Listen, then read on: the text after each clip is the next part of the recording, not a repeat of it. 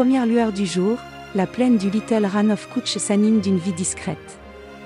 Les oiseaux quittent les buissons pour rejoindre les étendues d'eau, silhouettes fragiles dans un paysage encore noyé de brume.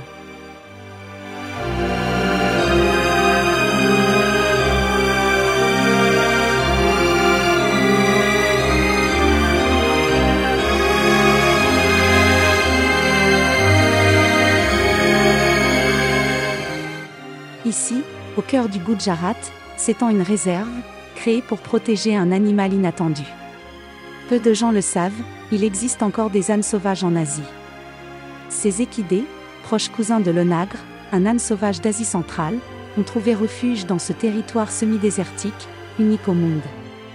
Loin d'attirer l'attention comme les tigres ou les éléphants, ils sont pourtant les gardiens silencieux d'un écosystème fragile. Leur survie témoigne de l'importance des zones protégées, même pour des espèces qui paraissent familières, presque banales.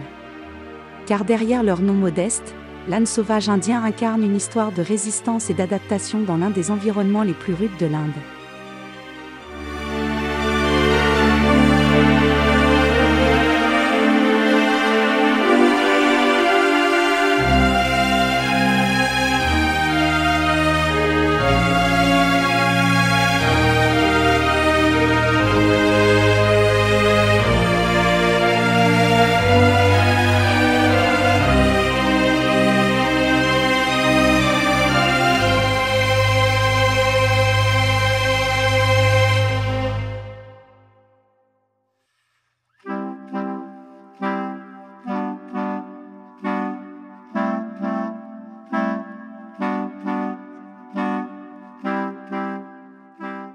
Le Little Run of Couch est avant tout connu pour ses ânes sauvages, symbole de la réserve et protégé avec soin.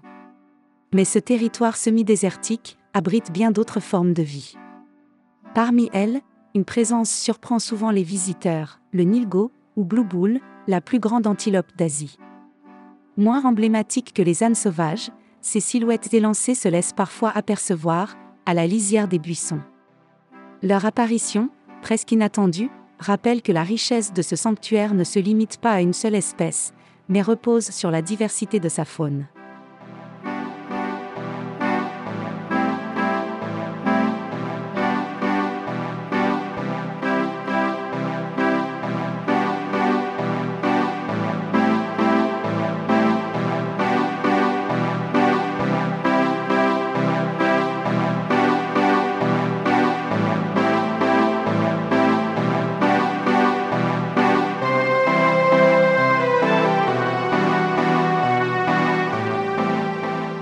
Plus discrets encore, les sangliers indiens traversent parfois les plaines du Little Run of Couch.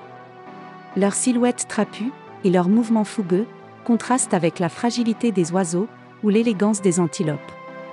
Omnivores, fouillant le sol à la recherche de racines, de fruits ou d'insectes, ils rappellent que la vie s'accroche ici sous des formes variées, parfois inattendues.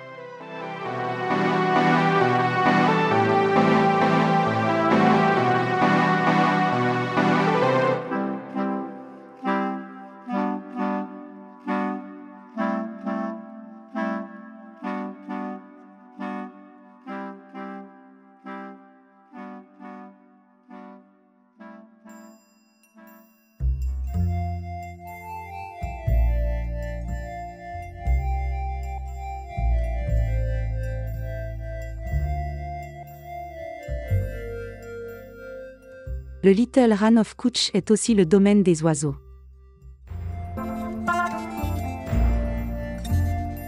Les flamands y trouvent leur nourriture dans les eaux salines, tandis que les grues avancent lentement sur la terre aride, parfois en famille avec leurs juvéniles.